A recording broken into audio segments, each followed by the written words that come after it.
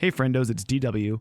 Welcome to a new episode of WTF, or Where's the Fun, where I play a game, analyze it, and tell you about what I learned from that gameplay experience and what I want to take away from it for my own game development projects.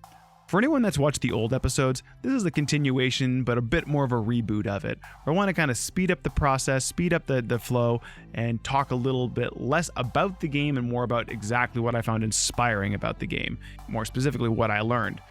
Anyway, enough about that. Let's get into the game. Over on Twitch, I've started this little streaming project where I play my own game collection, all the physical titles, retro and to modern. And I decided to start with Princess Tomato in the Salad Kingdom.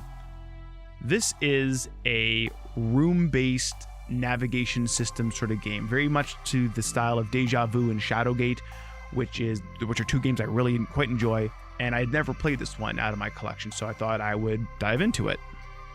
The feelings this invoked, though, is different than Shadowgate and Deja Vu and those types of room-based games that I've played in the past.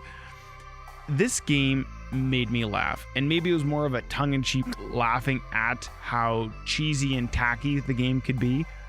Things like the stuff about Minister Pumpkin and the king dying and Sir Cucumber. Shortly thereafter, the poor king died from the loss of his beautiful daughter? Dear Lord, what an opener. What is this, up?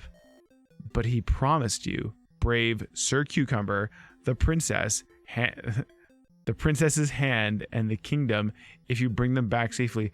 You know, I've already got like insurance claim speculation on this. This is maybe an older viewpoint. You know? Yeah, the king totally was dying and he died, and then he said I could totally have everything. I could marry his daughter and have the kingdom if I got him. Not you, just me. That's the deal he made me. That's, you know, whatever. I really quite enjoyed that. So that was a lot of good feelings that I got out of the game, and I'm not sure if that was intended, but I really did like them. Sadly, by the end of the stream, I was feeling a lot of frustration. And I got a little bit bored with some of the gameplay as well. In terms of the frustration, the game is based on sort of a soft locking system, so it's trial and error gameplay. You need to go through the rooms, solve the puzzles, but you can expend your limited resources on the incorrect thing, which means you don't have enough to finish the puzzle. So, in terms of what you do, remember your password, load it up, and to reset the game, reload the password, and start again. And you keep doing that chapter over and over until you get it right. The other thing I didn't like, and this is the boredom side of it, and I think this is even more frustrating, is the need to use multiple commands over and over again on the same objects. So the thing is, you have to check things multiple times. Like, if I do that again, so I want to see if can I, are there more stores? Is there more trash?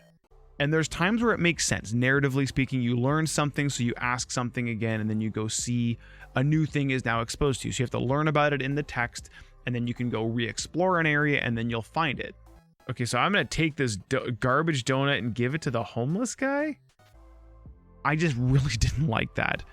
Maybe that was a limitation at the time, but at the end of the day, I don't think you needed to do it that way. There's plenty of games, I don't think you do that in Deja Vu all that much, re-examining the same thing over and over and over again until it works. At least I don't remember that. But that really got boring, and I really didn't like having to just click through things multiple times and come back and re-explore it. It really felt like I was just kind of canvassing everything and making sure I hit all the buttons 10 times each, and it just got really boring to tick all the boxes that I really examined everything thoroughly. You can chalk this up to the old NES hardware or the limitations of the time or whatever.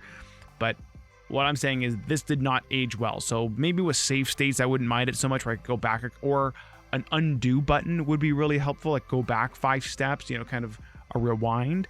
But a more modern gameplay mechanic would make this much more interesting to me. And it wouldn't make me so frustrated and make me think I wasted my time. In terms of takeaways, Princess Tomato in the Salad Kingdom, well, it taught me that I don't want to make Out the Door a room-based, text-based adventure. I've been playing with that idea for the last couple months, figuring out how that's going to work, kind of working with it with a couple different game engines and sorting that out in my head. And this solidified the idea that the feeling of exploration and wonder that I want to bring to Out the Door isn't about what you can do, which is what Princess Tomato does. Rather, I want to see where you can go. Princess Tomato lets you explore the chapter, and there's a lot of different rooms. But once you've seen them all, and you're kind of okay, now I understand my puzzle space. Very similar to an escape room. Did I examine this thing enough? Did I relook this thing over? Did I miss something the first time through? When you think of this game as an escape room style game, it makes a lot of sense, and I quite enjoy escape rooms. This game just didn't feel like that. It felt more frustrating because it wasn't trying to engage me. It wasn't interactive enough. There wasn't enough, experience there to keep me moving forward, and it's what got me frustrated and kind of bored. That all being said about Out the Door, I would totally take a room-based game and do some prototyping or game jamming in it. There's something about this format that is simple and elegant that makes it work and really makes you focus in on the narrative and the story. So if I wanted to flesh out a story of some kind, I would absolutely use this format. You can just walk around with your camera, take pictures, add text, you're good to go. There's a really good way to explore kind of the puzzle mechanic of exploring an environment. Very cool idea. And I would totally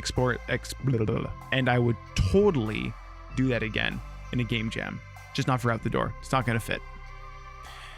And with that, I'm going to call it a wrap. So thanks for playing. Thanks for watching. And tonight I'll be playing another game over on twitch.tv. And I'll be playing Maniac Mansion, requested by a new follower on stream. And I thought it'd be a good idea because it is kind of a good evolution on top of Princess Tomato. So I'll be playing that tonight on Tuesday. Details in the description. Thanks so much for watching and have yourself a great day and or evening. Take care.